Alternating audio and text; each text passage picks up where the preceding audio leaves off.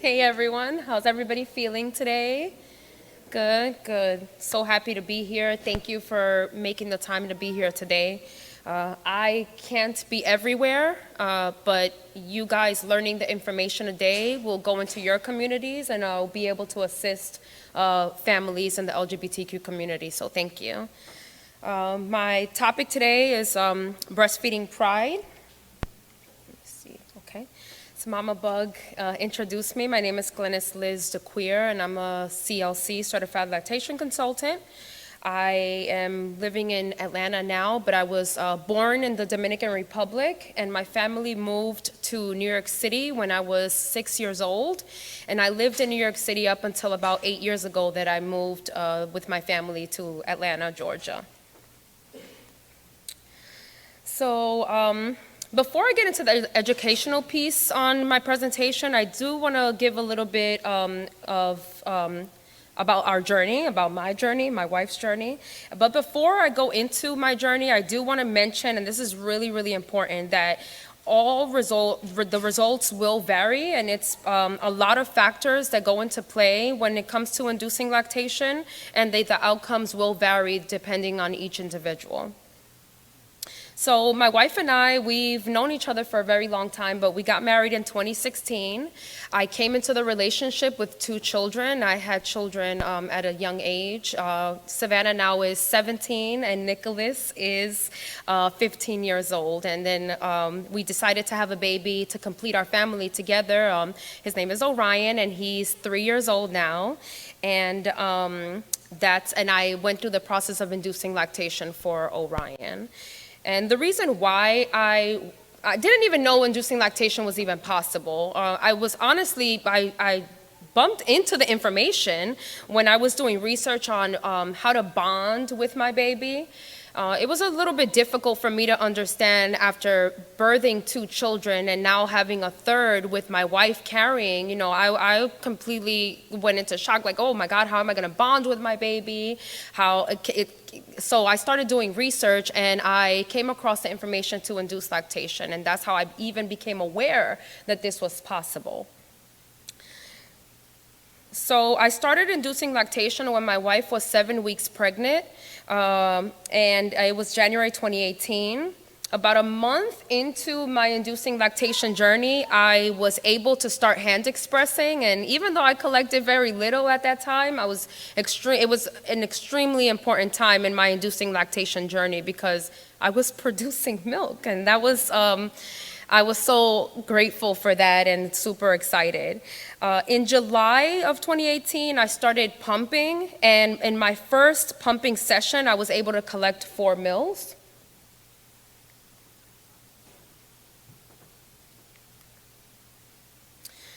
Pumping was something that was obviously a major part in inducing lactation. At that time, I had about a 1-hour commute to and from work, and I did use the time every single day on my commute to work to and from. I would use the time to power pump, and I think that that's what really helped me a lot in my journey was power pumping every single day, twice a day. It's very important.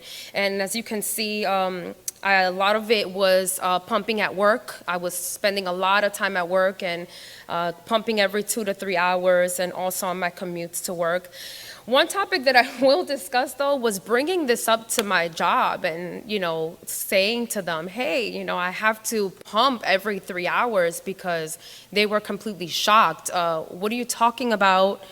Your wife is carrying the baby. You aren't pregnant. What are you talking about? So without going too much into detail, because I honestly felt that I didn't have to discuss medical information with my job, but I did get a letter from my doctor saying that I needed to do this, and I kept the information very minimal at my job, but they did put up a fight with me on it, and I think give the paper from my doctor saying, that I had to pump every 3 hours was all that I needed. So I think that that's really important with these families that are inducing lactation, getting that letter from either a lactation professional or a healthcare professional saying that they do have to pump. On the side is my log. I have my complete log with me, so if anybody's interested in seeing it, you can come and see me afterwards. But it started with mills, and I was saving it through, or collecting it with syringes, and I think I only did 1, 2, 3, maybe a few days of collecting in syringes, and then I went into collecting in bags because the milliliters turned into ounces really, really quickly. So throughout the presentation, I've built in a few questions, and they're like my most popular questions, the most questions that I get asked more often, and it's also to keep you guys engaged. So the first question that I usually get is, well, how many ounces a day was I producing when Orion was born? That's the first one. And then the second one was, well, how many ounces were you able to store and collect before the baby was born? And so to answer that is, I was producing about 16 ounces a day when Orion was born, and I was able to collect about 1,000 ounces by the time he was born, which is it was awesome because it allowed us to have some date nights and have some free time, when the baby went to grandmother's house and that kind of stuff. So that was awesome. So on September 2nd, 2018, my beautiful, wonderful son was born, Orion, and it was a beautiful experience. You can see in some of the pictures that I put here, as my wife was going through labor, I actually brought my pump with me, and in the hospital, as she's breathing and pushing, and I'm coaching, I'm pumping, and it was throughout the whole time I was doing it. And then he was born. My wife had the first latch, and that went beautifully. And then I was able to have the second latch with him in the hospital. Yeah. Thank you. Thank you. So before I move on to the next slide, I did want to touch upon the non-birthing mom breastfeeding in a hospital setting. This is something that's very, very important for me to mention. These families need advocacy in the hospital. They're being told that they cannot do that only birth mom can breastfeed the baby. And I was actually told in the hospital that day, oh, you cannot do that. And then I obviously put up a fight. And then they changed from saying, oh, you can't do that, to, okay, well, if you're going to do it, you got to be quiet about it. Make sure you do it when no one is watching. So they made me feel ashamed. They made me feel embarrassed, and it was hard navigating through that when. Luckily, I was armed with information and education, but a lot of these families during this time, they're not in the right frame of mind to be able to advocate for themselves. So that's why all of us, have to prepare them and with this information so that when they get put in that situation, they know what to say when someone says something. So keep that in mind, that these families need advocacy in hospital settings.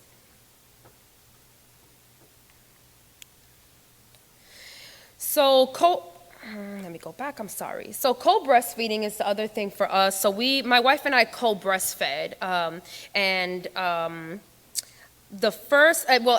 another thing people say is, well, how does it work the first few weeks when you're co-breastfeeding, when both moms are co-breastfeeding? So I did a timeline. So for the first 6 weeks, it's very, very important that we establish birth mom's milk supply. So for the first 6 weeks, Orion latched on to my wife for all feedings. Every single one of them. If she was sleeping, I would wake her up and say, you have to breastfeed right now because we need to establish our milk supply. I was only there for comfort feeding, and just honestly, just comfort feeding. It was the first 6 weeks, birth mom has to establish her milk supply. So some of my pictures that you can see for the first few weeks, I have my pump in almost every single picture with the baby because I was still pumping every 3 hours for the first 6 weeks. Then after the 6 weeks, we alternated feeds. So she did one, I did one, and that seemed to work out pretty well for us. And then my wife's goal was to only breastfeed for the first year. She wasn't with it, but I put my foot down and you're going to breastfeed. And she sure did, but her stipulation was, okay, but only for the first year. So I gave her that. That was her goal. I respected that. And she breastfed for the first year. And then I continued to nurse Orion up until he was about 2.5 years old. He was 2. Thank you. Thanks. Thank you. Thank you. Okay. So before I go into my achievements, I do want to talk a little bit about why I'm even here today. So number one, thank you to Rose, Mama Bug, for creating this platform and allowing me to be here today. But it was really Mama Bug that really put the bug in my ear to educate and advocate, and I am so grateful for that. And it was really my experience, and in retrospect, I look now and I like to think that it was really due to a lack of education for the healthcare and lactation professionals. I contacted a lot of people in the beginning of my journey, and some said, well, I've never heard of that. Others said, I don't think that's going to be possible. And that allowed me to really do a little bit more research, and I said, well, I'm still going to do this, and I did. And I said to myself, well, I don't want any other family really going through this, so I think it's my role and my responsibility to stand up and educate others and advocate for our families. So in 2018, I became a Rose Community Transformer. In 2020, I became a certified lactation consultant. I also created a Facebook support group because a lot of the families that were contacting me were international, so it creating an online or virtual support group allows me to reach families from all over the world, and that's really important. I also volunteer at latch-on events and a lot of community outreach groups. I host breastfeeding groups in my community. I advocate, I do public speaking on the subject, and I also work a lot alongside IBCLCs. A lot of them call me and contact me, email me and say, hey, I'm working with a family, I've never done this before. Can we do this together? Can we work together? And of course, my answer is always going to be yes. So some learning objectives. By the end of this presentation, you'll be able to define what LGBTQ stands for, some issues relating to our community and relating to specifically breastfeeding. You'll be able to describe the physiological and hormonal requirements for lactation without birthing, learn methods to help baby feed when full supply is not established, and also how to apply your knowledge when working with LGBTQ couples and families. So what does LGBTQ stand for? In short, is lesbian, gay, bisexual, transgender, and the Q is for queer and questioning. And as you can see, there's a plus sign behind it, and it's really because the LGBTQ is still evolving, and it's honestly not all-encompassing. So that's what the plus stands for at the back. According to a U.S. Census Bureau analysis, the CPS released in September 2020 that about 15% of the 1.1 million same-sex couples in the United States in 2019 had at least one child under the age of 18 in their household, and that overall about 292,000 children have parents that were living in, that had parents living with same-sex partner or spouse. I put this in here for a reason, and honestly, I think that this number is much higher than what it's reflecting, but it's all I have, and so I have to show you what I have. But I put this in here to say that not only are there gay couples out there, but these couples are having children, and we are raising children. So this is very important. So definitions on what LGBTQ, so the L stands for lesbian, and it's a woman who's enduring physical, romantic, or emotional attraction to another woman. Gay is an adjective that's used to describe people who are enduring physical, romantic, emotional attractions to the people of the same sex.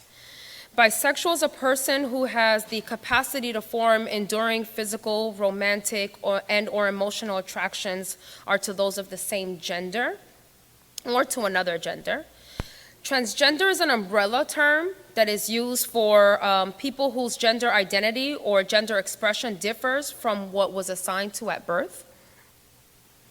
Queer is an adjective that's used by some people, particularly the young people whose sexual orientation is not exclusively heterosexual. And questioning is anyone who is questioning their sexuality and or gender.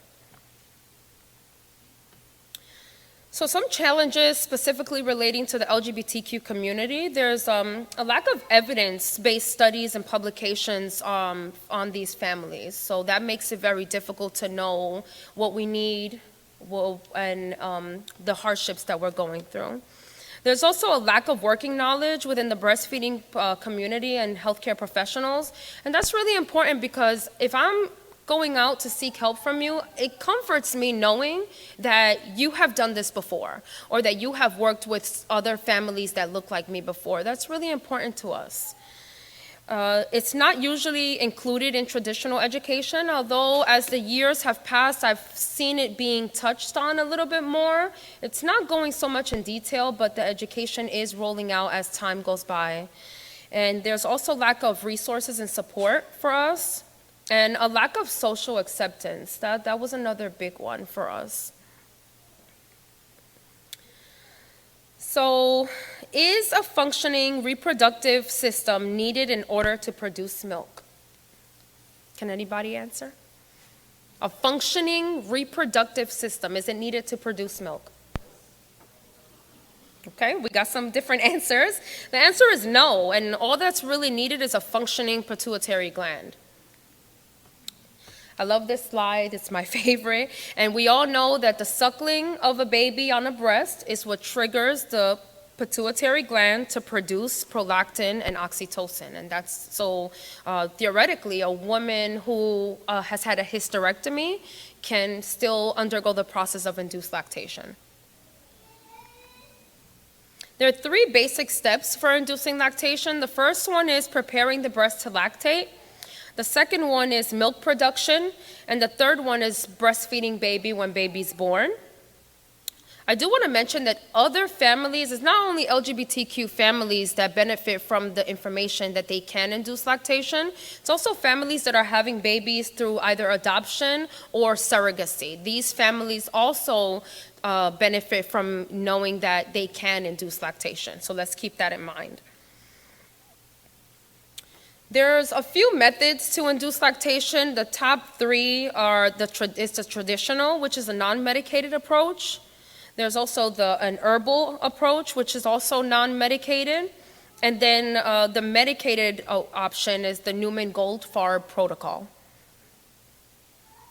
Oh, I do want to mention that I know that there's everyone here has different titles, and I do want to mention that some of these methods that I'm going to mention in my presentation may be out of your scope, so it'll be best to work alongside an IBCLC or a healthcare professional. So with the traditional method, the baby latches onto breast, and you latch 10 to 14 times a day or more. There's no hormones, no pharmaceutical medications, and no galactagogues that are being used. The herbal method, there's 3 steps. The step 1 is to prepare breast for making milk, and the top galactagogue that's used is goat's rue. For those that don't know, goat's rue is a galactagogue that's commonly used because it helps build mammary tissue. It's a great galactagogue for moms that have PCOS, and especially for those who have IGT, insufficient glandular tissue, which, by the way, I was diagnosed with IGT, and I still induce lactation. So it is possible.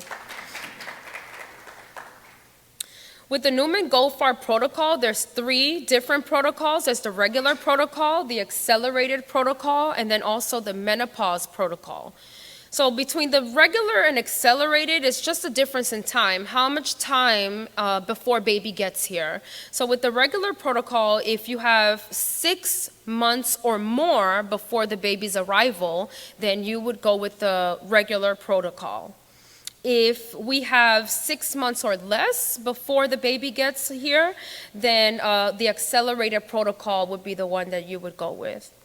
And then menopause protocol is for any woman who has had a surgical removal, a hysterectomy of their reproductive organs, or a natural occurrence of menopause.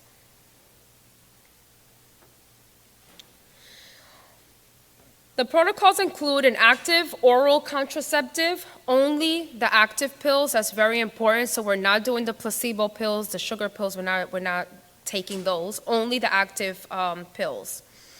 And also prescribed medicine, which depending on where you are in the world, it can be either domperidone or Reglan.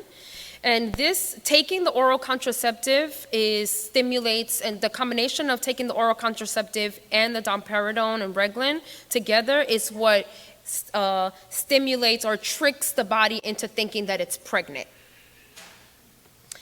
Once the contraceptive pill stops, then, which the timing will vary depending on which protocol they went with, it triggers the body or stimulates that a birth happened, right?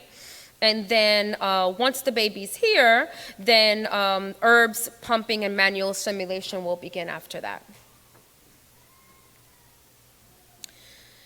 So another question that I get is the breast milk produced by women who has induced lactation nutritionally sufficient to sustain a baby? Will the baby need supplementation to gain all the nutrients necessary? And I'll answer that question with this. A pilot study first published in 2014 included 2 mothers and concluded that the milk produced by the women who induced lactation had similar or higher levels of the nutrients compared to milk produced by women who birthed a child at 11 months postpartum. So yes, I will say that it's better than formula, in my opinion. That's just my opinion. Some questions to ask families is, what are their families' breastfeeding goals? Who will like to breastfeed? That's very important. Will there be a primary breastfeeder, or will roles be equal? We need to know what both of their breastfeeding goals are. And has either one of them ever breastfed? And does either of them, or has they've taken hormonal therapy? That's also a really big one.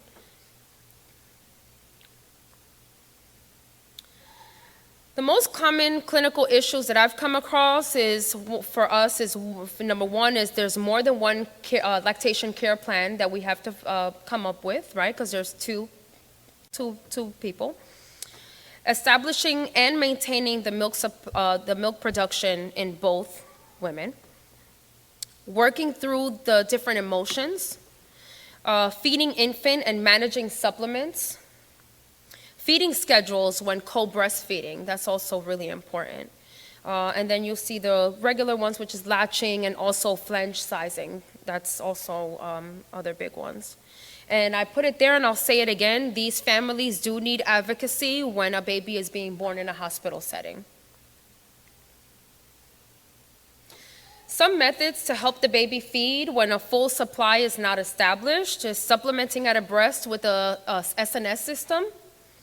You can use a syringe, droppers, cups, finger feeding, and notice how I put the bottle at the end.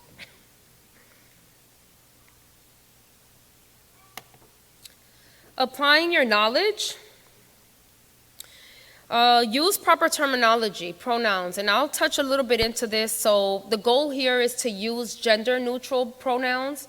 And this one is big because, I mean, I'm not that old. I'm 38 years old, but I can't keep up myself with all of these different pronouns that are coming out these days. And no judgment, but I think if you start thinking about, well, let me see how this person looks. Oh, they probably are this pronoun. You're going to be wrong, because a lot of times they look a certain way and they identify a different way. So it's best to just try to use gender-neutral pronouns. That's the best way to go.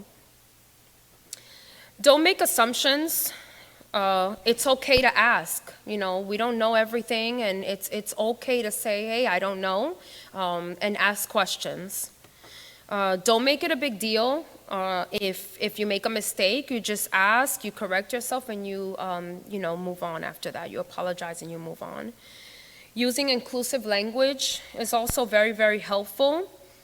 And I don't know how many times I got asked this throughout my journey, but don't ever ask who the real mother is. Don't ever.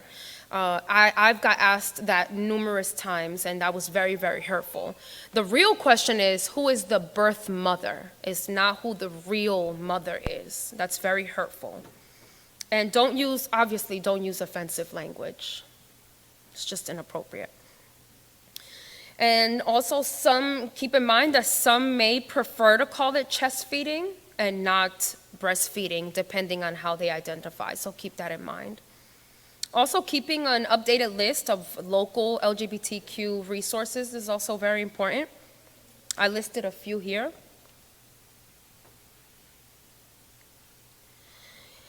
I love this because breastfeeding, chest feeding it can look a million different ways. You know, it can be a single mother pumping in the office. It can be a trans dad chest feeding with an SNS system. It can be two moms, like in my case, that induce lactation and are co-breastfeeding. It can be a working parent. It could be a non-binary person that's chest feeding. So keep in mind that when you're working with LGBTQ families or any family breastfeeding, it will look different to each individual family.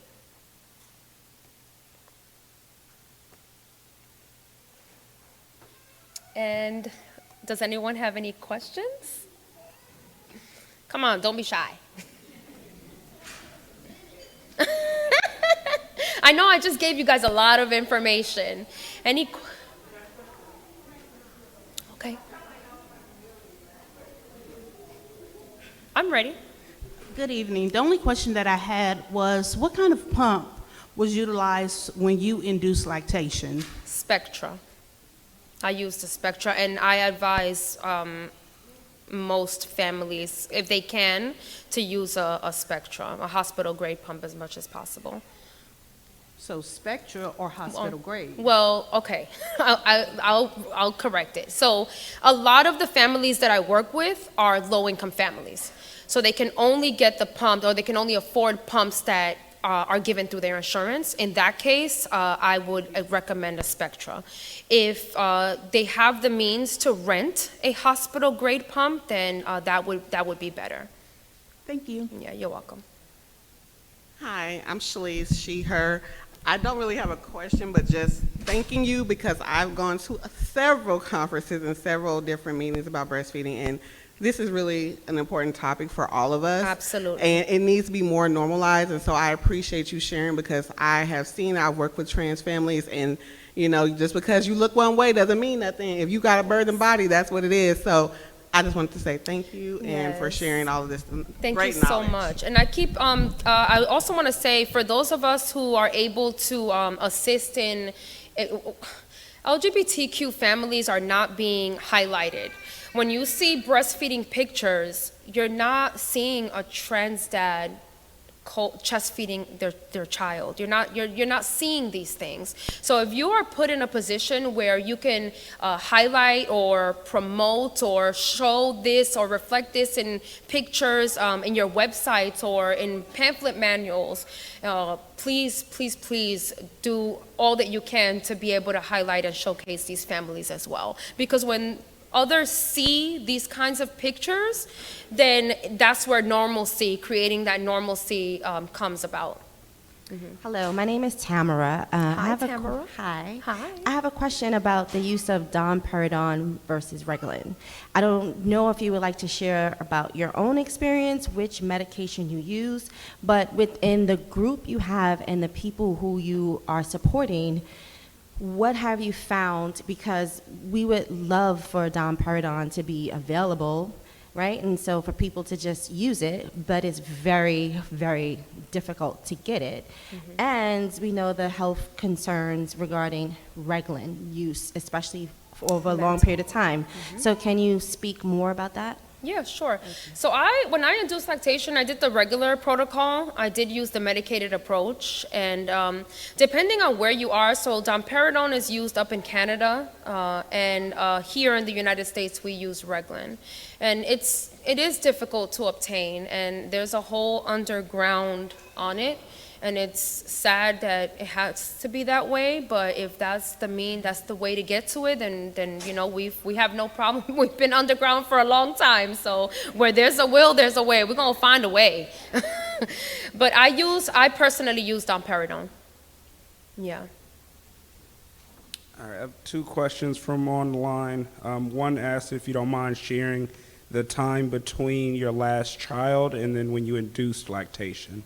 Yeah, so when I started inducing lactation, my son was 13 years old.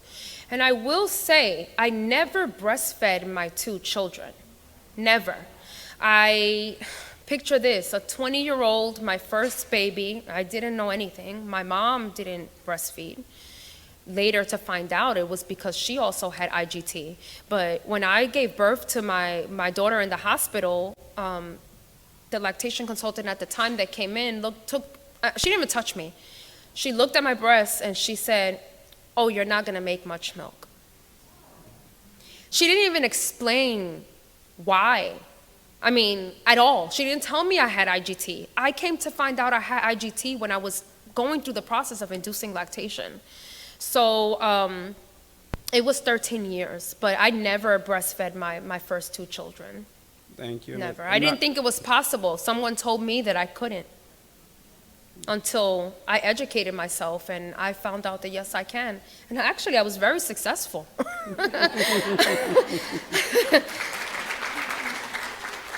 Thank you. And the next question is the Newman-Goldfarb protocol covered under Medicaid? The Newman-Goldfarb protocol is a protocol. It was a doctor, Newman-Goldfarb is his name, and he's based out in Canada, which is why the protocol suggests domperidone and not Reglan.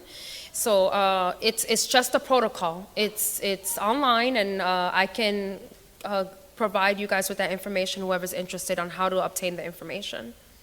Yeah, the protocol is public information. It's out there. Thank you so much. Well, for my contact information, if anybody's interested in speaking further or more information, I'll be sitting over here, and I'm very passionate on this, and I'm more than happy to share the information. I don't want to keep the information to myself. I want you guys to walk in your power with the knowledge, and so that you can go out into your communities and serve these families, because we need help. Thank you.